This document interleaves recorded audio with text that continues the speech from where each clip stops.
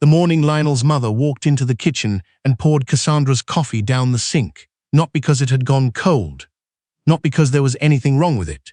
Was the morning Cassandra Tate Moreau, 36-year-old cardiologist and silent majority shareholder of Moreau Medical Group, understood that nothing she did would ever be enough for the Whitfield family.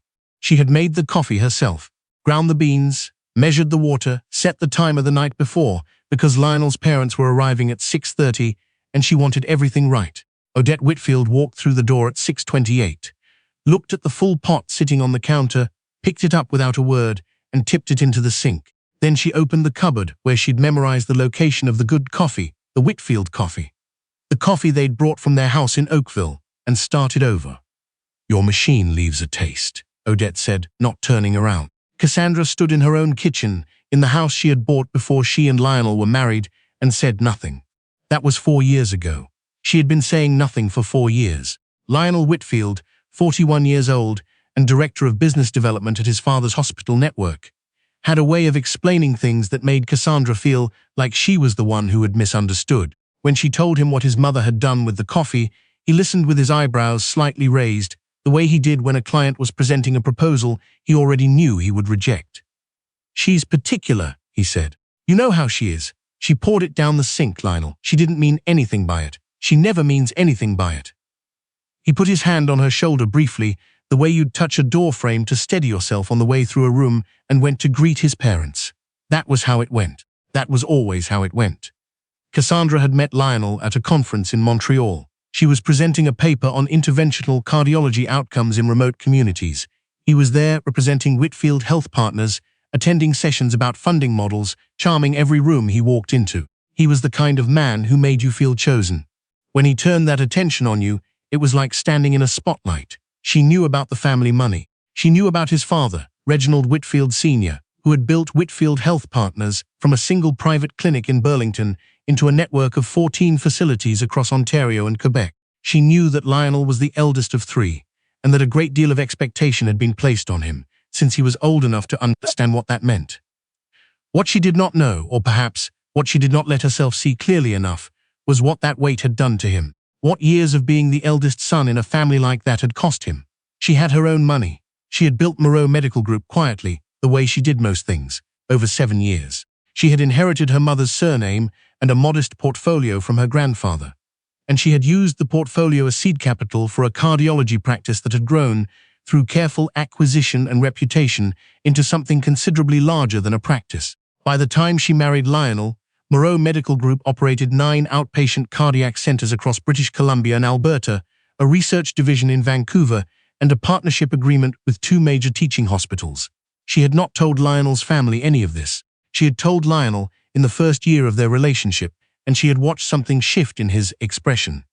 Not quite discomfort, not quite admiration, something in between that she couldn't name at the time. He had kissed her and said he was proud of her. She did not mention it to his parents. They did not ask. They had made their own assumptions about her early on.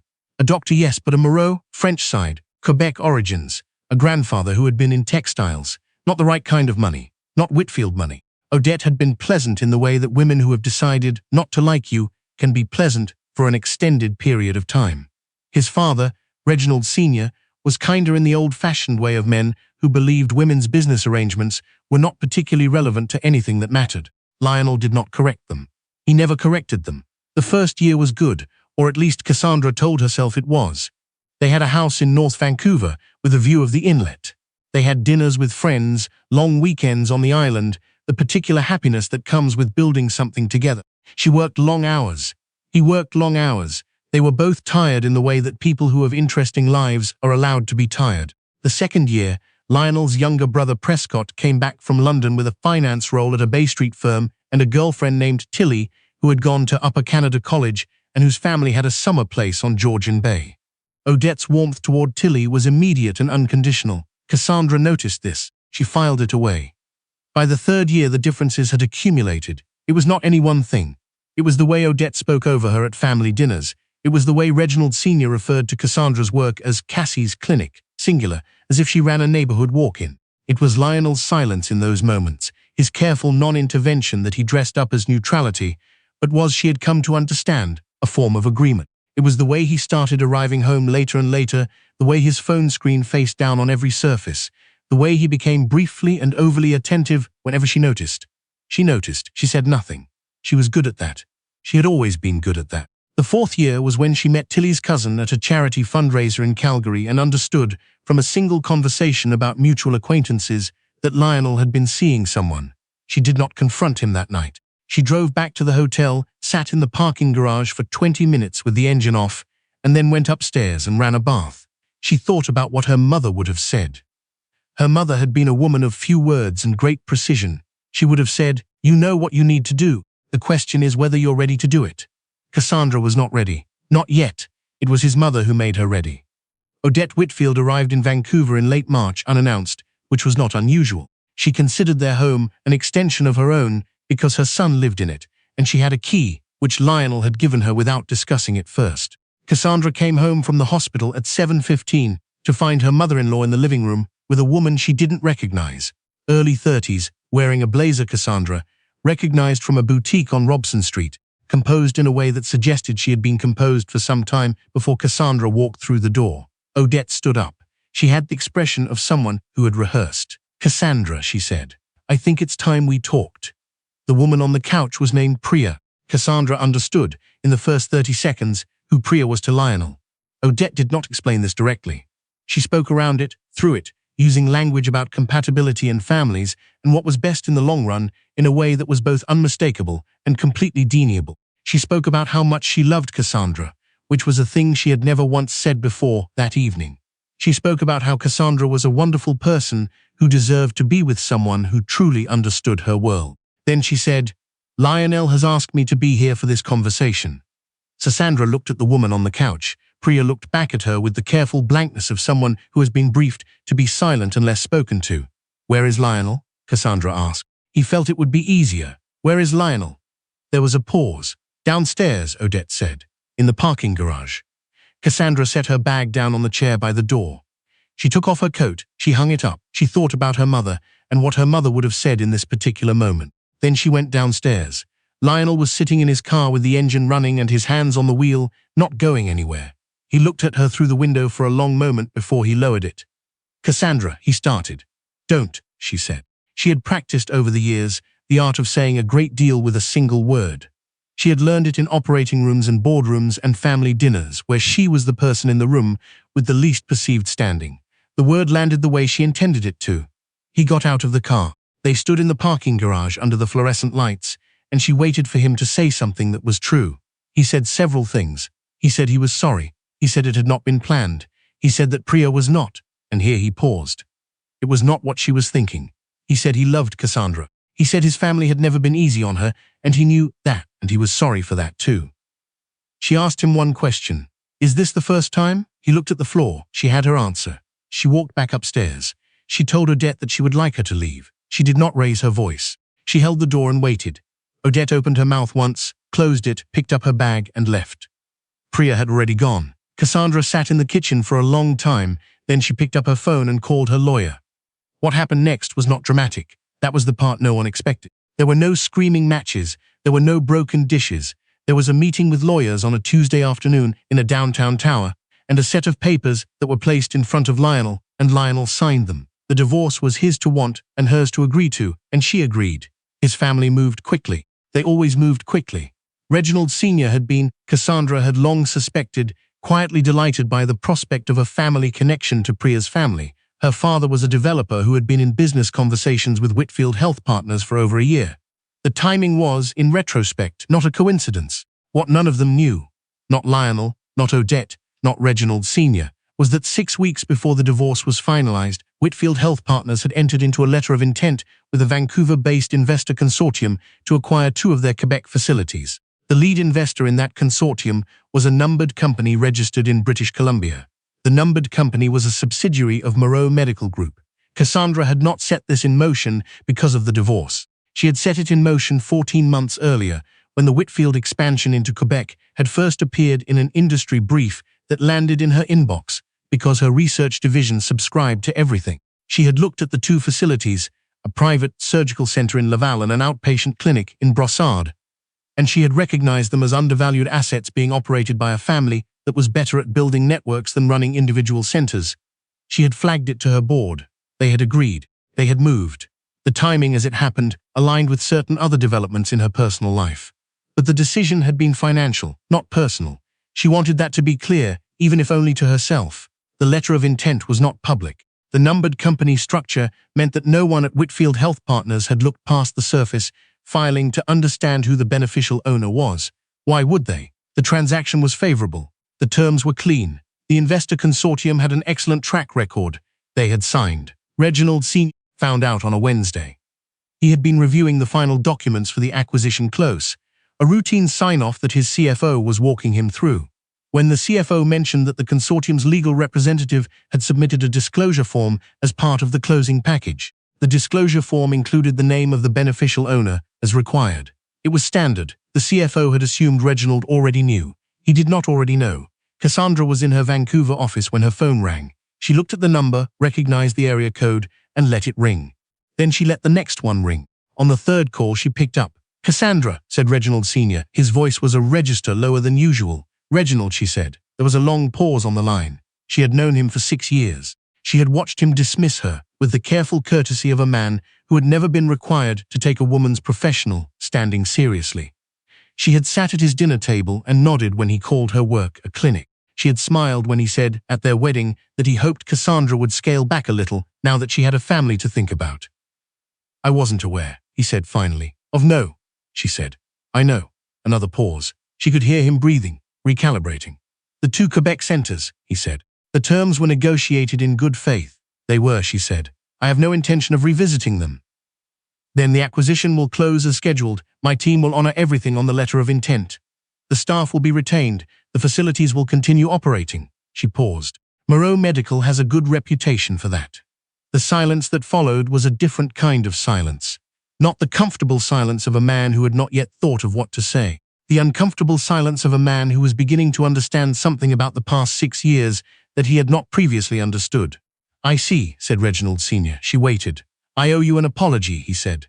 The words came out slowly, as if they had some distance to travel. "Several, I think." "You don't have to do that today," she said.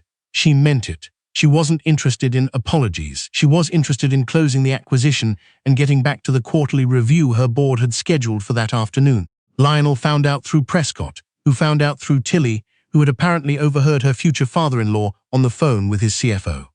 This was a smaller world than anyone in it liked to admit. Cassandra did not hear from Lionel directly. She heard from his lawyer, which was appropriate, and then from a journalist who had somehow gotten wind of the story and was asking for a comment on the family angle. She declined to comment, as she always did when journalists framed professional transactions in terms of marriage. She did hear, through her own lawyers, that the Whitfield family had spent several days attempting to determine whether there were grounds to revisit the acquisition terms. There were not. The letter of intent had been executed properly.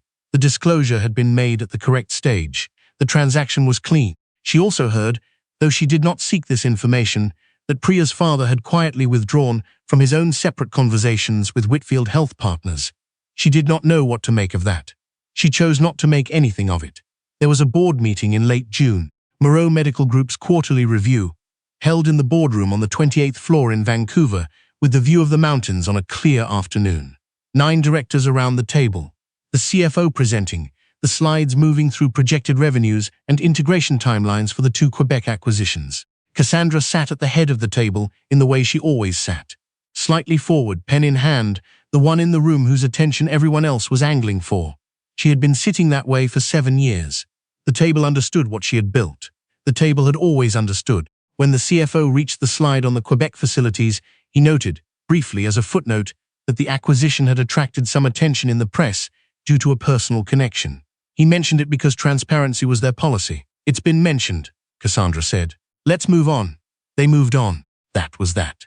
She flew to Halifax in July to visit her aunt, who was 81 and sharp as she had ever been, and lived in a house near the waterfront that smelled like wood smoke and good bread. They sat on the porch in the evening, and her aunt asked how she was. "I'm fine," Cassandra said. Her aunt gave her a long look. "You're better than fine." Cassandra thought about that. "Yes," she said, "I think I am." Her aunt poured more tea. She had the quality that very old women sometimes have of not needing to fill silence with anything other than itself. They sat there while the light changed over the harbor. You never told them, her aunt said eventually. It was not a question. No. Why not? Cassandra watched a fishing boat moving slowly across the water. It was a question she had turned over in different forms for 4 years. Why not let them know what they were dismissing? Why not let Odette know, over one of those dinners, that the woman she was speaking over had built something she would never build? Why not let Reginald Sr. know that his clinic comment was more amusing than he could have guessed? I didn't want that to be the reason they respected me, she said. Her aunt was quiet for a moment. Then she said, that's a harder thing to hold on to than most people manage. I know. They sat there until it was dark. The autumn brought the usual work. 2 new cardiologists joining the research division. A partnership discussion with a Montreal teaching hospital that had been moving slowly and then, after some personnel changes on their end, began moving quickly. Site visits, quarterly numbers. A conference in Ottawa where she was presenting, again, this time on health equity outcomes across rural patient populations. She did not think about Lionel often. When she did, it was not with anger. It was closer to the feeling of setting down something you've been carrying for a long time. Not relief exactly, but the strange lightness of noticing your arms are free. She heard through a mutual acquaintance who had no reason to think the information was sensitive, that his father had restructured his own role at Whitfield Health Partners. Reginald Sr. had moved to a chairman emeritus position. Prescott had been appointed to take over day-to-day operations. Lionel had remained in his role, but the title had been adjusted. She did not inquire further. She was told by the same acquaintance that the wedding had been postponed. She said she was sorry to hear that, in the way you say you are sorry about things that don't require you to feel any particular way. In November, she received a card in the mail. It was from Reginald Sr., handwritten, on heavy cream stationery. It thanked her formally for the way the acquisition had been handled. It acknowledged that she had conducted herself with more professionalism than the situation had required. It closed with a sentence that she read twice. I should have paid closer attention. That is on me. She set the card on her desk. She looked at it for a while. Then she put it in the drawer where she kept things she wanted to keep. She did not write back. There was nothing she needed to add. The research division published its findings in December. The paper on cardiac outcomes in remote communities, the one she'd been working on with her team for 3 years, the one built partly on data from the Quebec facilities after the acquisition, was accepted by a major journal and picked up by 2 national outlets. One of the articles described her as one of the most consequential cardiologists working in Canada today. She read the article once, set her phone down, and finished her coffee. She had work to do. There was always work to do. That was the thing about having built something real. It didn't pause because your personal life had rearranged itself. It didn't wait for you to be ready. It just kept moving forward, and so did she. And after a while, the 2 things, the work and the life, were the same thing again. The way they had been before she ever met Lionel Whitfield, the way she suspected they always would have been if she'd paid closer attention to that small shift in his expression early on when she'd told him what she had built. He had said he was proud of her. He had kissed her. She had believed him. She didn't think he was lying. She thought he believed it himself in that moment. She thought the problem was that he'd never really understood what it meant to be proud of someone who didn't need you to be anything for them. To love someone who had already built the thing you'd been told was your family's domain. She had been easier to hold on to when she was just a doctor with a clinic. When she was something else, something larger and more plainly structural than that, it had required a different kind of husband than Lionel Whitfield had known how to be. She didn't blame him for that, exactly. But she didn't excuse it either. She just kept going.